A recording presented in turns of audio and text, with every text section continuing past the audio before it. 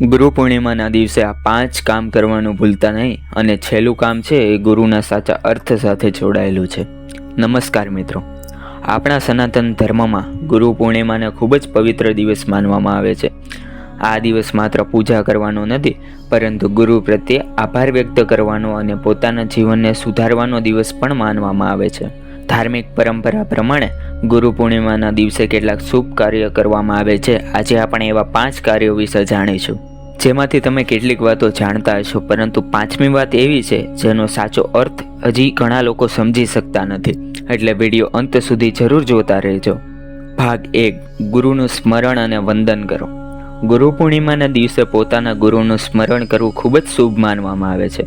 જો તમારા જીવનમાં કોઈ ગુરુ, શિક્ષક અથવા એવી વ્યક્તિ છે કે જેણે તમને સાચો માર્ગ બતાવ્યો છે, તો આજે તેમને પ્રણામ કરો, મનથી કરો અને તેનો આભાર માનો. કારણ કે ગુરુ માત્ર જ્ઞાન આપનાર નહીં, પરંતુ જીવનનો માર્ગ બતાવનાર પણ માનવામાં આવે છે. ભાગ 2, ઘીનો દીવો પ્રગટાવો. ગુરુ પૂર્ણિમાના દિવસે ભગવાન અથવા ગુરુના સ્થાન પર દીવો પ્રગટાવવાની પરંપરા છે. દીવો અંધકારમાંથી પ્રકાશ તરફ જવાનો સંકેત પણ માનવામાં આવે છે. ઘણા લોકો આ સમયે પ્રાર્થના કરે છે, તેમના જીવનમાં જ્ઞાન, શક્તિ, શાંતિ અને સારા વિચારોનો પ્રકાશ આવે છે. ભાગ 3, મંત્ર જાપ અથવા ભગવાનનું સ્મરણ કરો.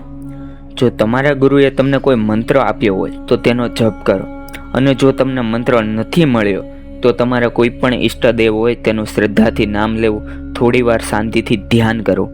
ભક્તિ સૌથી મહત્વપૂર્ણ વસ્તુ ભાવ માનવામાં આવે છે. ભાગ 4, દાન અને સેવા કરો. ધાર્મિક પરંપરાઓમાં સેવા અને દાનનું વિશેષ મહત્વ જણાવવામાં આવ્યું છે. આ દિવસે પોતાના શક્તિ પ્રમાણે જરૂરિયાતમંદની મદદ કરવી, અન્નનું દાન કરવું અથવા કોઈ સારા કાર્યમાં સહયોગ આપવો પણ શુભ માનવામાં આવે છે. પરંતુ હવે 5મું કાર્ય, જે માત્ર એક રીત નથી, પરંતુ ગુરુના ઉપદેશને જીવનમાં ઉતારવાનો પણ માર્ગ માનવામાં આવે છે. આથી ગુરુ પૂર્ણિમાના દિવસે થોડો સમય કાઢીને જાતને 3 પ્રશ્ન પૂછો. મેં આ વર્ષે શું સારું શીખ્યું? મારે કઈ ખરાબ આદત છોડવી છે? અને હું મારા જીવનમાં કયો સારો ગુણ લાવવા માંગુ છું? આ આત્મચિંતન જ ગુરુના માર્ગ પર આગળ વધવાનું એક મહત્વપૂર્ણ પગલું માનવામાં આવે છે. મિત્રો, ગુરુ પૂર્ણિમાનો સાચો અર્થ પૂજા કે વિધિ નથી, પરંતુ ગુરુ પાસેથી મેળવેલા જ્ઞાન જીવનમાં ઉતારવાનું છે. જો તમને આ માહિતી સારી લાગી હોય તો અમારા એક વિડીયોને લાઇક કરજો અને કોમેન્ટમાં જય ગુરુદેવ લખીને તમારા ગુરુ પ્રત્યે આભાર વ્યક્ત કરજો.